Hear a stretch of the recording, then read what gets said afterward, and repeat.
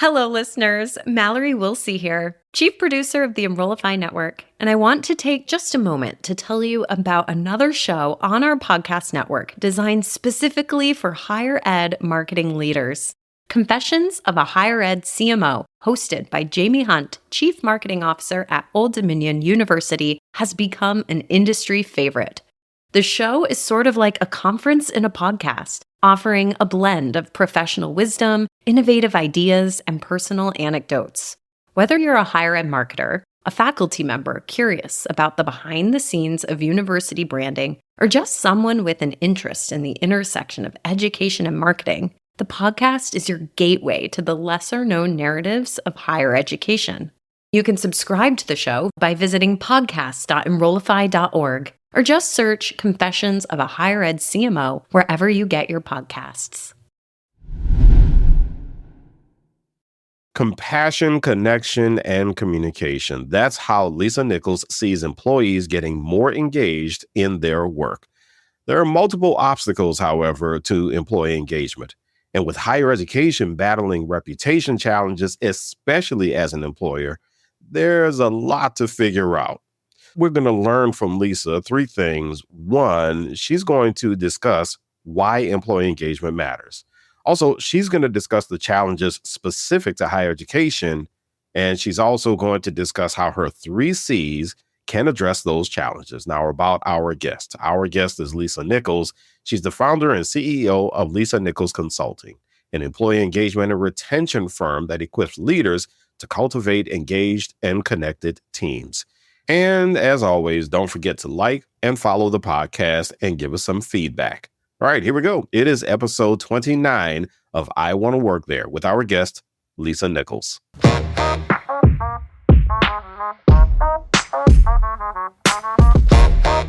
Welcome to I Want to Work There, a podcast that helps colleges and universities boost their brands as employers of choice. I'm your host, Eddie Francis, brand strategy consultant for Edify Ventures. Join me every other week for discussions with some of the best minds in talent recruitment and retention, human resources, and marketing and communications inside and outside of higher education. I Want to Work There is part of the Enrollify Network, a robust collection of podcasts designed to help higher education professionals just like you grow, and explore our other shows at enrollify.org, or check out some of my personal favorites linked in the show notes below. Enrollify is made possible by Element 451, the leading AI-powered all-in-one student engagement platform, helping institutions create meaningful, personalized, and engaging interactions with students. Learn more at element451.com.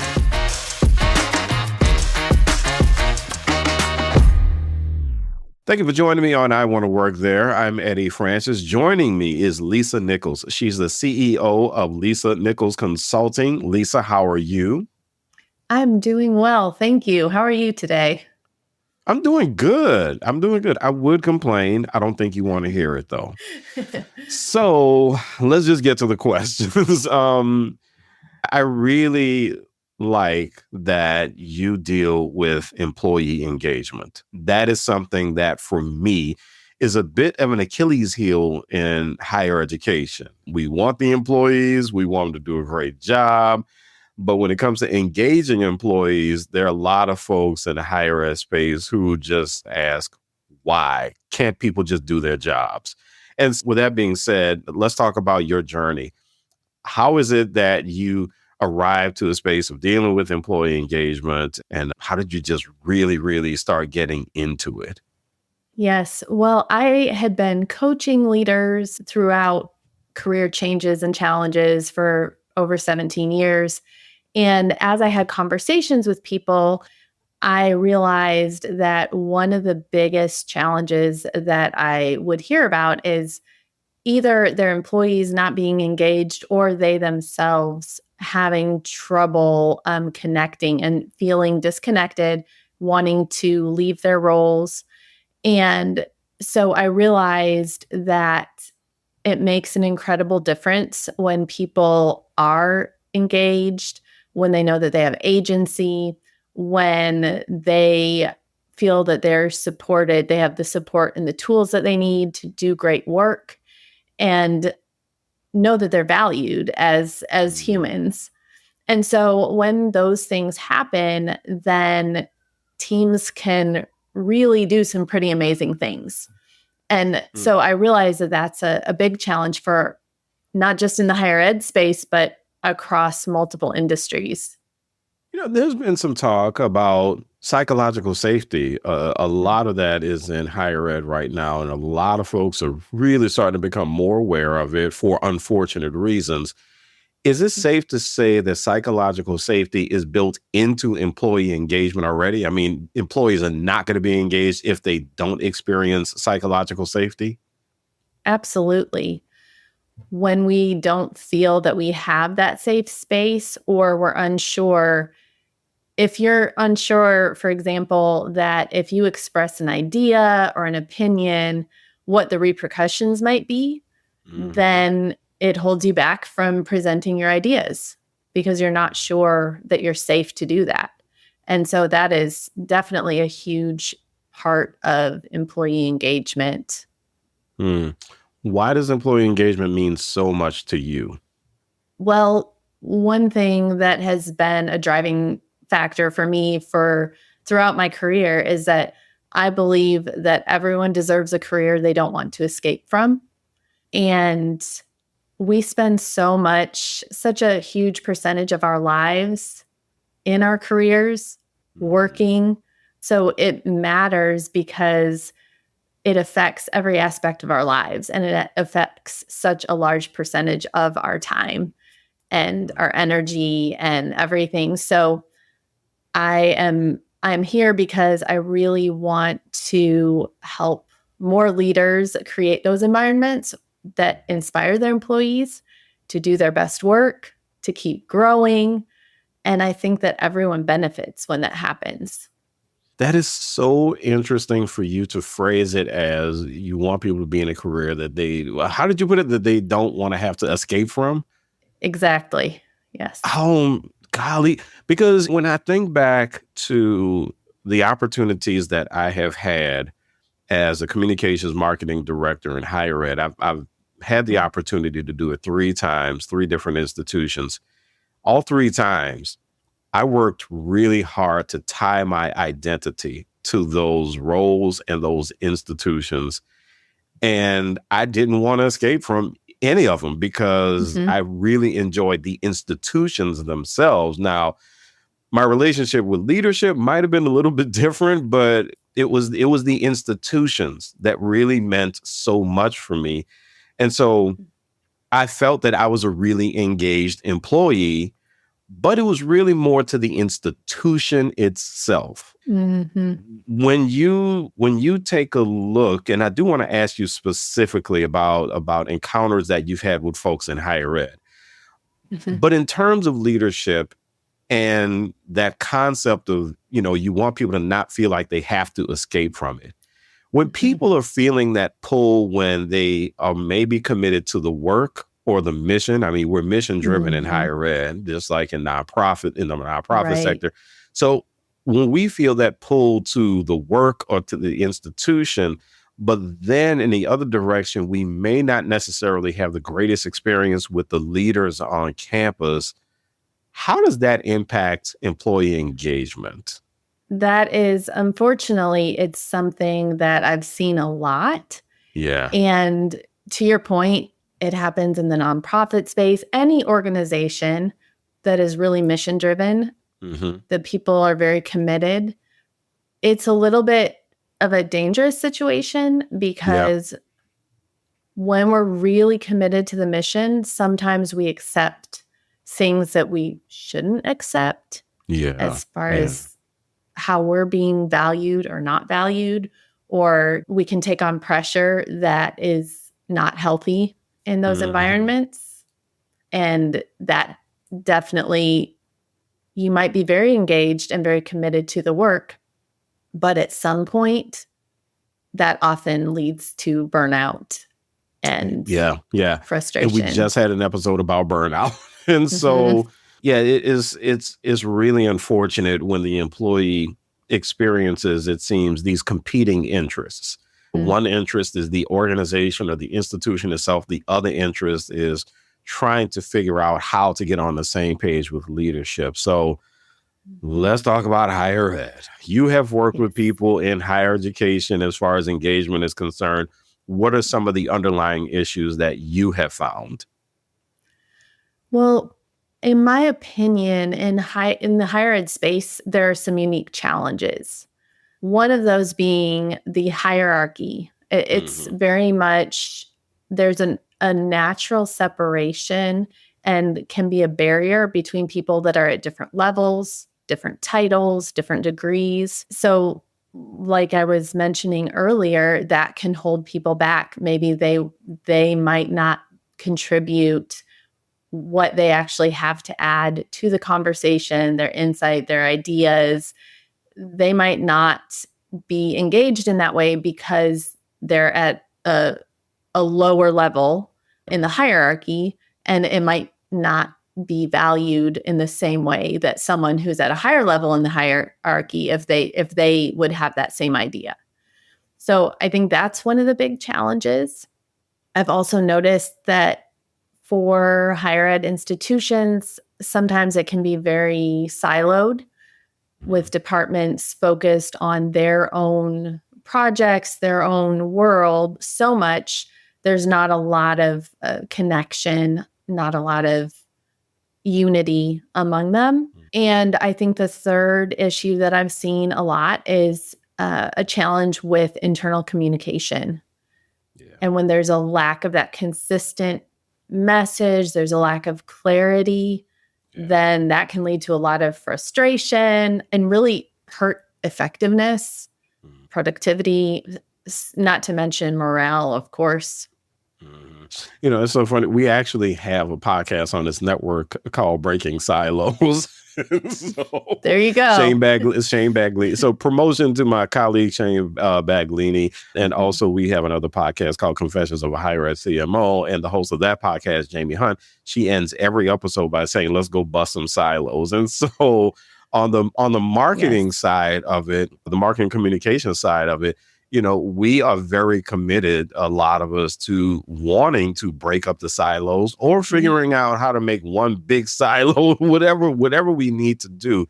There's a lot of commitment on that. So it's really interesting for someone who normally works outside of the industry to come inside the industry and to take note of that. You're listening to I Want to Work There. I'm Eddie Francis. We're talking to Lisa Nichols. She's the CEO of Lisa Nichols Consulting. She works with organizations on employee engagement. And so you have 3 C's that you work by when it comes to employee engagement. So tell us about your 3 C's.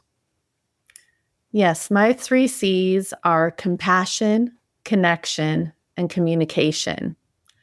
And these developed out of all the conversations that I was having with leaders across diverse industries, different titles. It was clear that there were some challenges that pretty much all of them were facing, whether we're talking about team cohesion, reducing burnout, if we're looking at how to navigate change, transition within their teams, also like developing leaders, especially emerging leaders, or bridging cultural and generational gaps. Those are some of the main things that people were dealing with. And I noticed that sometimes we're trying to find a solution for the outcome. We want to change the outcome, but maybe we're not dealing with the core issue, the underlying reason that we're facing these things. And so for me, 3 of those core causes have to do with compassion, connection, and communication. One example would be burnout. When you look at research, and one of the largest contributing factors to burnout is actually isolation, a lack of connection. And yet, when we're looking at how can we prevent burnout or reduce it, we often think about, okay, workload. Can we change the workload? Or we can't change the workload. What can we do? And we might be ignoring one of the core factors that's contributing to this. And we actually, so episode 2 of this podcast, we spoke to a scholar by the name of Kevin McClure, and one of the things that he talked about was on the faculty side, especially people is experiencing all of this isolation and people getting burned out. The most recent episode, same thing, that theme just keeps coming up when it comes to higher ed, and it makes sense because you just said that one of the issues that you notice is having these siloed environments. But I have to imagine that the hierarchy really kind of aggravates that, because if I'm thinking to myself, I am a department chair and I was told basically to stay in my place and that I can only do so much, then I can't possibly feel that there's anywhere I can go to get any kind of relief. I can't talk. I feel like I can't talk to anybody, because one thing I've experienced in higher ed is that there's so much mistrust. So you are terrified that if you talk to the wrong person, is going to hit the administration somewhere or is going to reach your boss, and you already have a hierarchy based environment. So if you're afraid it's going to get to the wrong person, then what can you do but sit there with your problem by yourself and just feel like there's just no place to go, no one to talk to. And eventually that leads to cynicism, which is one of the key symptoms of burnout, right? And so that is really interesting how all of these points are really connecting about that. Now, one thing I want to do is I do want to work kind of backwards, though, because with my being a communications person, one of the causes that I picked up at my last stop was internal communications and wanting to make sure that folks around campus understood stuff that was going. So I was always trying to figure out what the best tool was. Is it the website? Is it a newsletter? What is that medium that I can use to make sure that internally folks understand certain things? So you take a look at communication breakdowns. Clearly, we know that's going to impact the person who is trying to send a message. We know it's going to impact the person who is receiving a message. But what about other people? What about other employees? How do communication breakdowns impact other employees, the ones who may not necessarily be involved in that direct communication contact, if that question makes sense? Hey there, it's Mallory, Chief Strategist of Enrollify. Higher ed is facing a leadership crisis. The demands on today's college and university leaders are skyrocketing, and talent is leaving the industry at an unprecedented rate. New leaders like you are emerging, but no one is getting the proper training to be successful. Well, Enrollify is here to change that. Our new course, Lessons in Leadership, taught by Dr. Carrie Phillips, will prepare you to be a confident, empathetic, and effective leader. From systems thinking to adaptive leadership, building culture to handling difficult decisions, this comprehensive online course is perfect for new and aspiring leaders. Don't wait. The course starts September 9th, and for a lucky group of 26 students, we have the option to add interactive sessions with Dr. Phillips for personalized guidance. Visit enrollify.org to learn more. Sure. Well, you mentioned mistrust a moment ago, and I think that I've seen that play out. If you have leaders, for example, maybe heads of different departments that are finding it challenging to communicate, there's some type of conflict or something, they're not on the same page. What that does is it ends up putting a lot of pressure on people under them because there is mixed messaging. People are unclear, expectations. They don't know what's expected of them. They don't know what they can expect. And especially when you have people in the middle who are managing teams and they're feeling this pressure from their superiors, they're having to give a specific message to the people below them, and yet everyone is feeling the disconnect. And well, this team over here is saying this, but this team over here is saying that. And when you have the discrepancies, it fosters a lot of continued mistrust and miscommunication and all kinds of, it's a feeling that there isn't justice because these people are treated differently than these people. Yeah. Yeah. It really affects everybody on the team. And I actually wanted to point out something else that you talked about is change, and this relates directly to communication. We do have institutions around the country now that are going through mergers and acquisitions. And Mhm. so having to manage a change process, especially in higher ed, where we really don't do M&As like that. That is a whole Right. new universe for a lot of us. And so when you talk about the communication that has to happen when it comes to change and that sort of thing, one thing I want to point out, and I've seen this job posting from a couple of institutions, is there are some institutions that I've noticed that have hired for communication specialists who are going to handle just the change management aspect of what's happening at Mhm. the institution. So that seems to be something that would be a really good solution for an institution to have somebody who is specifically focused on that. Do you think that can make a big difference? Absolutely. I think that is one of the mistakes when there's not enough of a focus or enough intentional strategy for how are we going to communicate this, and also making sure that it's being followed up on. So that's one of the things. If you are saying you're going to be open, you're going to keep people informed and let people know, and then you don't, then that's very difficult for all of your employees. And so to have someone dedicated to that is extremely helpful, because that person is helping to bring everything together and say, okay, this is our message. We need to continue to be consistent with this. We've said we're going to communicate what the implications are of this change, and we need to do it. So to have more transparency, that is huge for any change that you're going through. I'm Eddie Francis. You're listening to I Want to Work There. We're talking to Lisa Nichols. She's the CEO of Lisa Nichols Consulting, and she is an employee engagement specialist. And let's talk about connection, because that is a big one.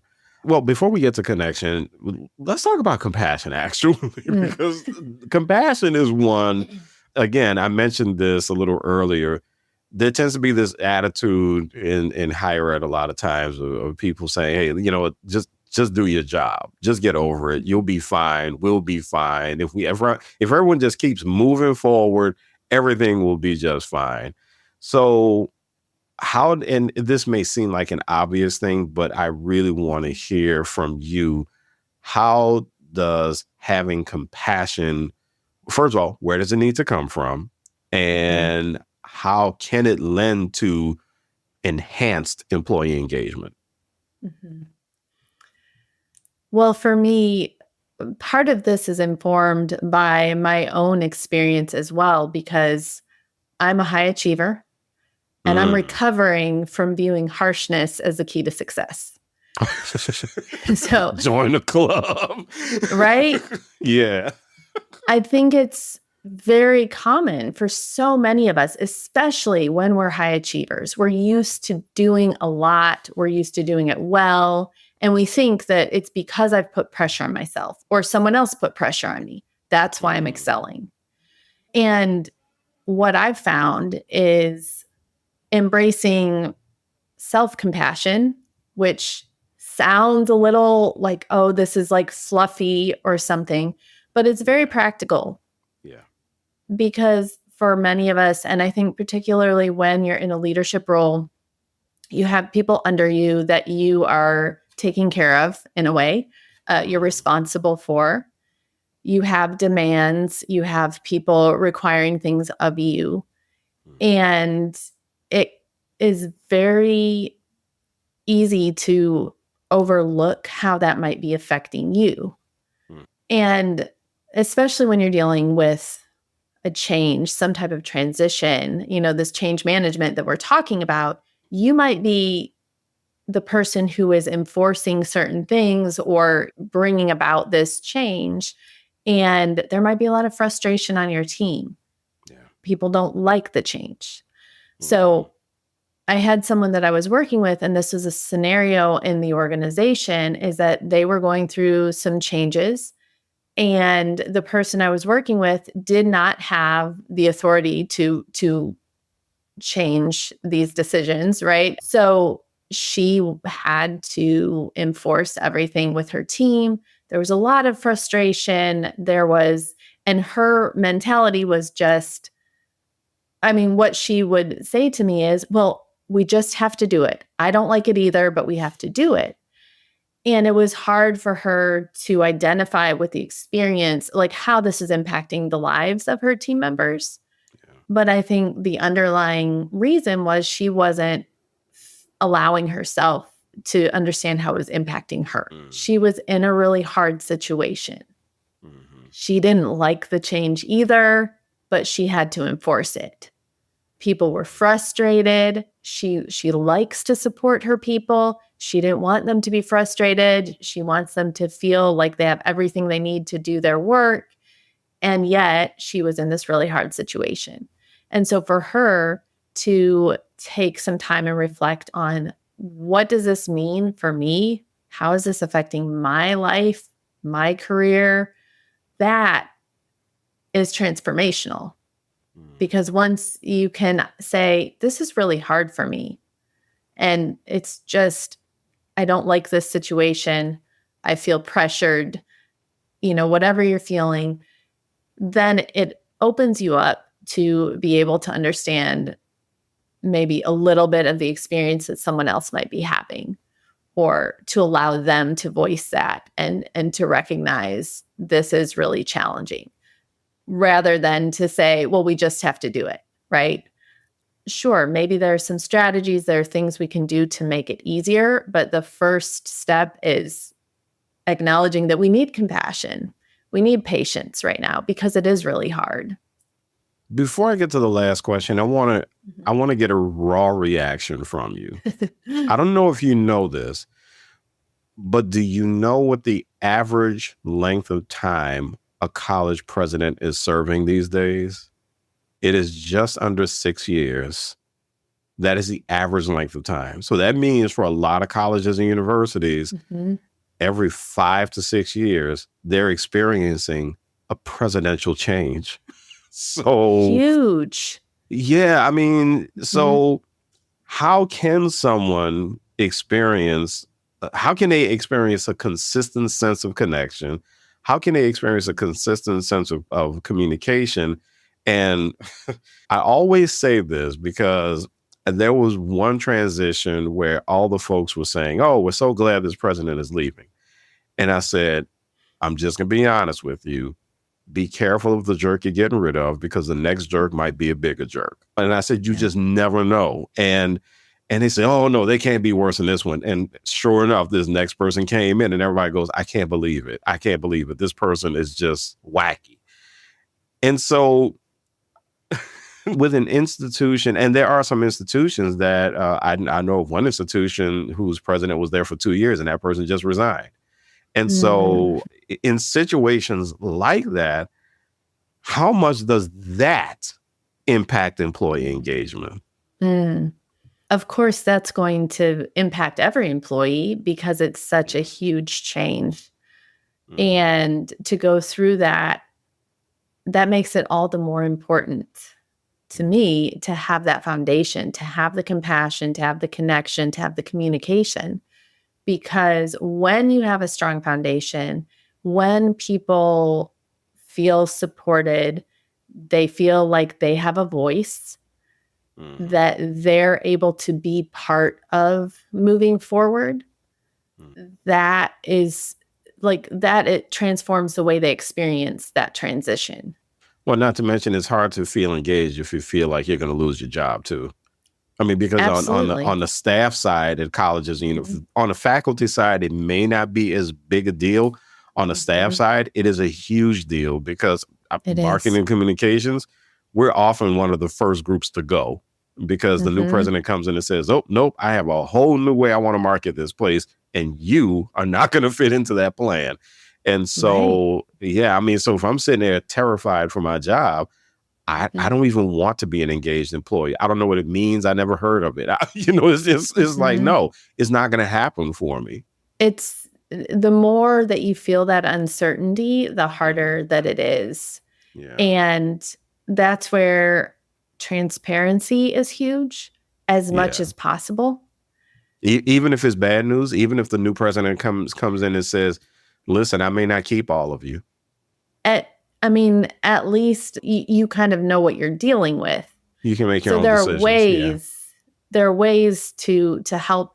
And also how, is there any type of support for people when they're leaving? Yeah. Any type of outplacement services, any type of, even that's the benefit of if you're connected, if you have people within the organization, within the institution who are able to make connections for you, who are, beyond just we're colleagues here and I support you here, but are there ways to also support them as they move into a new role or they pursue something different that can be really helpful. To develop a coaching out process. Yeah. Exactly.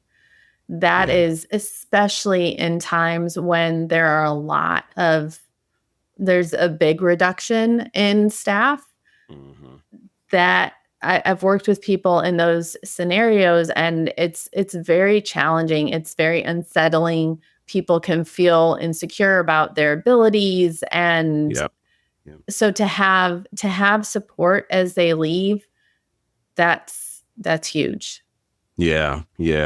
But it does get very expensive. And I say this all the time. It gets expensive for institutions to keep turning people over. So it does. So you might want to consider your options, future president, so-and-so.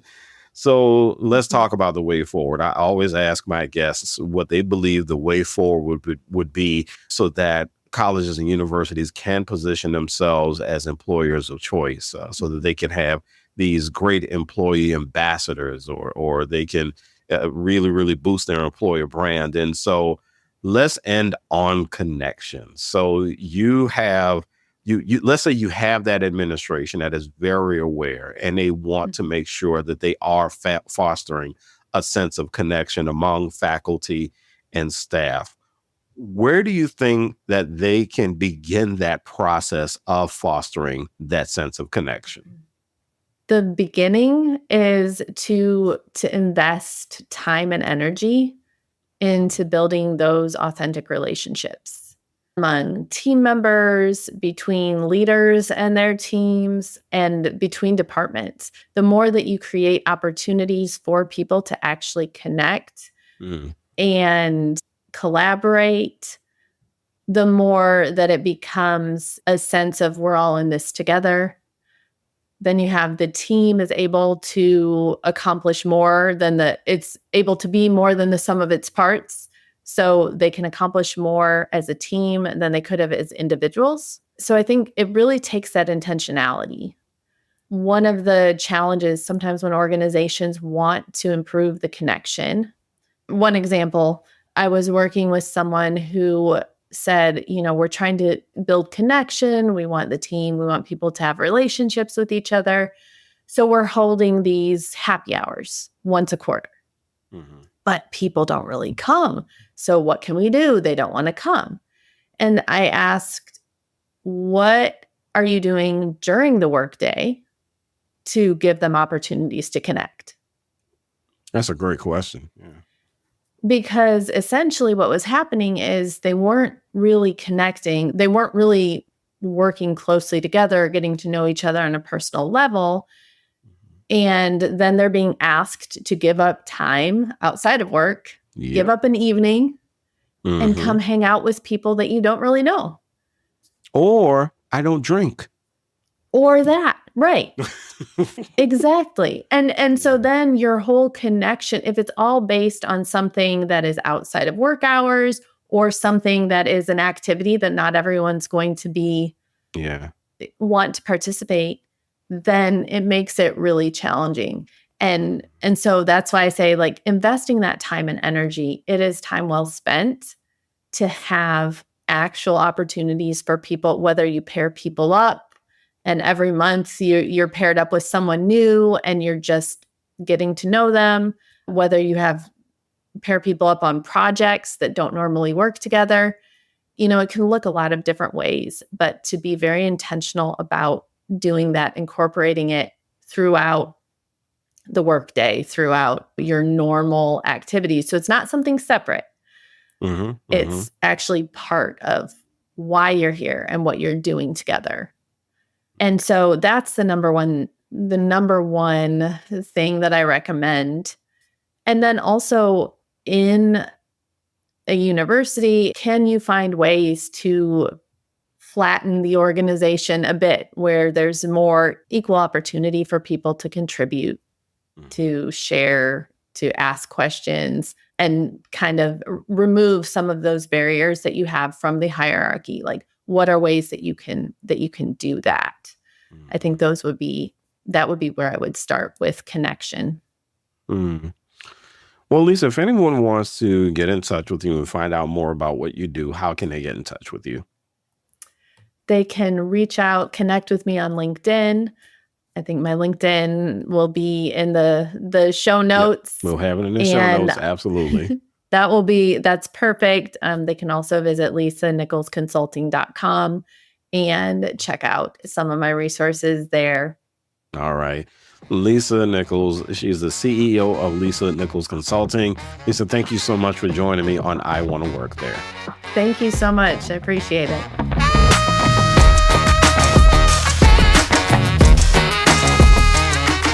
I Want to Work There is part of the Enrollify Podcast Network. If you like this podcast, chances are you'll like other Enrollify shows too.